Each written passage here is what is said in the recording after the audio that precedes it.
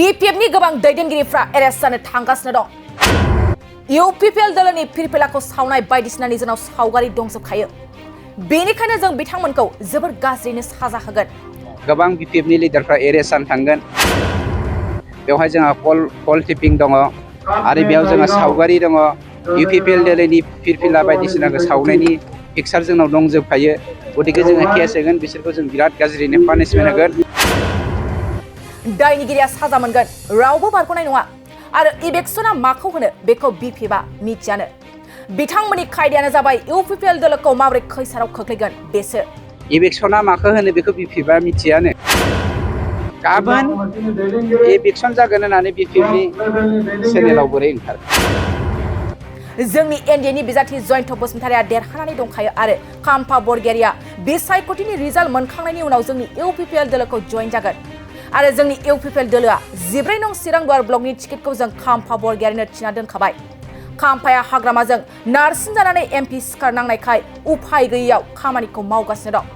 जेरै दैबानाजों गोजावनानै मानसिया हमज्रां हमज्रिं खालामो, बेबायदिनो दिनै UPPL नि थखनाव BPF नि दैदेनगिरिया हमगासिनो दं। UPPL, AJP आरो BJP बे मोनथाम दोलोआ जथायै देरहाखानानै दं। आरो जों दा देरहानाय जेननायनि खामानि मावाखै। जोंनि दा खामानिया जादों असान्ति खालामनो सोरबा नाजादों नामा, बेनि थाखायसो जों खामानि मावगासिनो दं। नाथाय बेफोर गोख्रों बाथ्राया जों बुंनाय नङा। बेफोर गोख्रों बाथ्राखौ BTR नि हाग्रा बिफाननि मावफुं सोद्रोमा रनजित बसुमतारिया खौरांगिरिफोरनि सिगाङाव फोरमायो। रनजित बसुमतारिया खौरांगिरिफोरनि सिगाङाव मा बाथ्रा फोरमायखो फै जोंहा बहाय मिथिना लानि। BPF नि सालसे इलेक्शनथ' जायाखै, बेफोरबायदि इलेक्शना माखौ होनो बेखौ BPF आ मिथियानो। मानोना इलेक्शन खालामनायनि सिगां 15 दिन मोनसे नटिस जारि होयो। गतिके BPF आ मोनसे बाथ्राखौ रोखा, जों दिनै केस होनो थांगासिनो दङ। गोबां BPF नि लिडारफ्रा एरेस्ट जानो थांगोन। बेवहाय जोंहा कल टिपिं दङ आरो बेयाव जोंहा सावगारि दङ। UPPL दलनि फिरफिला बायदिसिनाखौ सावनायनि पिक्चार जोंनाव दंजोबखायो। गतिके जोङो केस होगोन, बिसोरखौ जों बिराद गाज्रिनो पानिशमेन्ट होगोन। मानोना षड्यन्त्रआनो जादों UPPL दलखौ माबोरै मोनसे खैसाराव खोख्लैगोन।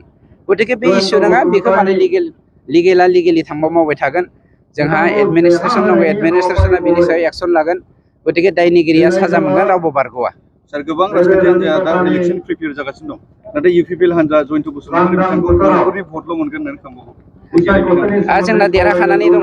खाम्फायाथ' UPPL दोलोआवहाय MP इलेक्शननि रिजाल्टआ 4 जुनाव ओंखारगोन, नङा होमबा?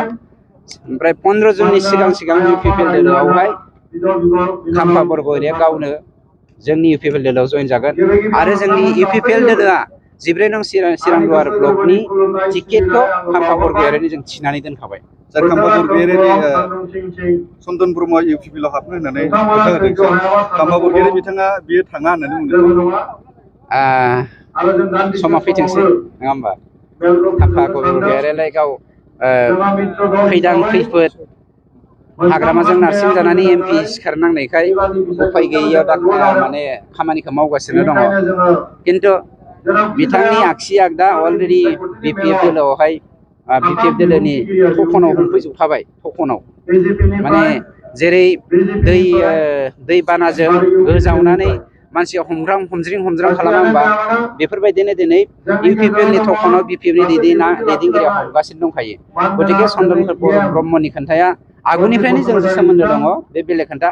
आरो खाम्फा बरगयारि बिथाङाबो आंजों सोमोन्दो दङ बेक्तिगत भाबै। गतिके समखौ नेनोसै। दा गुबै खोन्थाया जादों, जोङो देरहाखानाय UPPL, AJP, BJP बे जथाय दोलोआ जथायैनो देरहाखानानै दङ। जोङो दा देरहानाय जेननायनि खामानि मावाखै।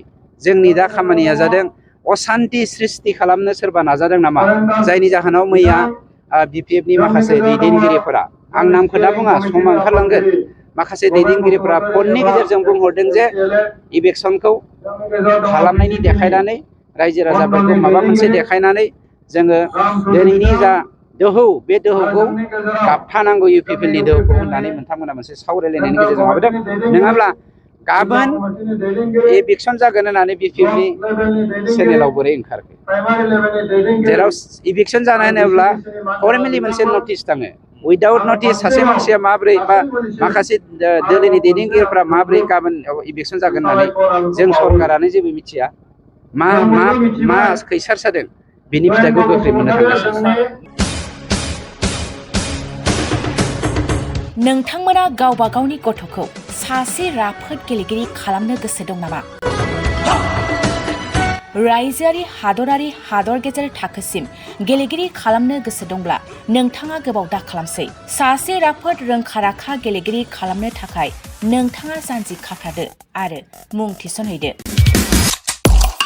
चिरां जिल्लानि सिङाव थानाय सोलिफु फोरोंसालि बल्लामगुरि काराटे एकाडेमि फोनांजाब राहा 8720903713 बड' हाउस काराटे एकाडेमि दलाइगाव फोनांजाब राहा 6900451157 बेंटल काराटे एकाडेमि फोनांजाब राहा 9678041226 बिरनगाव काराटे एकाडेमि फोनांजाब राहा 6901341656 आरो दालिगाव काराटे एकाडेमि फोनांजाब राहा 8720903713 बैफोर मख'नाय सोलोंसालिनिफ्राय सिगांनिफ्रायनो रायजोआरि हादरारि हादर गेजेरारि थाखोनिफ्राय बान्था मोननो हानाय सोलोंसाफोर मोननो हाबोनाय सोलोंसालि। बे मख'नाय फोरोंसालियाव रोंगौथि गोनां फोरोंगिरिया फोरोंथाय होनानै नोंथांनि गथ'खौ सासे राफोद गेलेगिरि सोरजिनायाव मदद आरो जाफुंसार खालामगोन।